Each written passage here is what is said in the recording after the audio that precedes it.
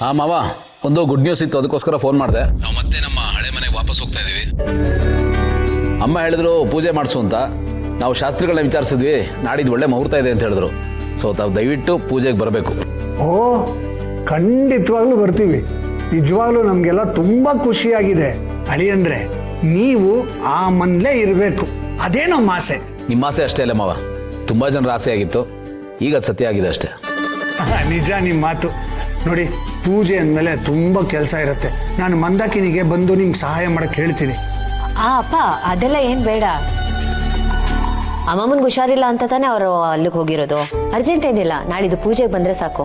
And help ಮಾಡೋದಕ್ಕೆ ಅಪೇಕ್ಷಾ ಪಾರ್ಥ ಅವರೆಲ್ಲರೂ ಇದ್ದಾರಲ್ಲ, ನೀವು ತಲೆ ಕೆಡಿಸ್ಕೋಬೇಡಿ, ಸರಿನಾ? ಅಳಿಯಂದ್ರೆ ನಿಜ ಹೇಳಬೇಕು ಅಂದರೆ ನೀವು ಆ ಮನೆ ಉಳಿಸ್ಕೋತೀರಾ ಅನ್ನೋ ನಂಬಿಕೆ ನನಗಿತ್ತು. ಆದರೆ ಮನಸ್ಸಿನ ಮೂಲೆಯಲ್ಲಿ ಒಂದು ಸಣ್ಣ ಭಯ ಇತ್ತು. ದೇವ್ರ ದಯ, ಭಯದ ಮುಂದೆ ನಂಬಿಕೆ ಗೆಲ್ತು. ಅದು ಹಾಗೇನೆ ಮಾವ, ಲೈಫು ಲಾಸ್ಟ್ ಮೂಮೆಂಟಲ್ಲಿ ಟರ್ನ್ ತೊಗೊಳುತ್ತೆ. ಬಟ್ ನಾವು ಅಲ್ಲಿ ತನಕ ಗಟ್ಟಿಯಾಗಿ ನಿಂತಿರ್ಬೇಕು. ಮಿಕ್ಕಿದ್ದೆಲ್ಲ ತಂತಾನೆ ಆಗ್ತಾ ಹೋಗುತ್ತೆ ಅಷ್ಟೇ. ಇಂದೇ ಡೌನ್ಲೋಡ್ ಮಾಡಿ ಮತ್ತು ನಿಮ್ಮ ನೆಚ್ಚಿನ ಶೋಗಳನ್ನು ಆನಂದಿಸಿ.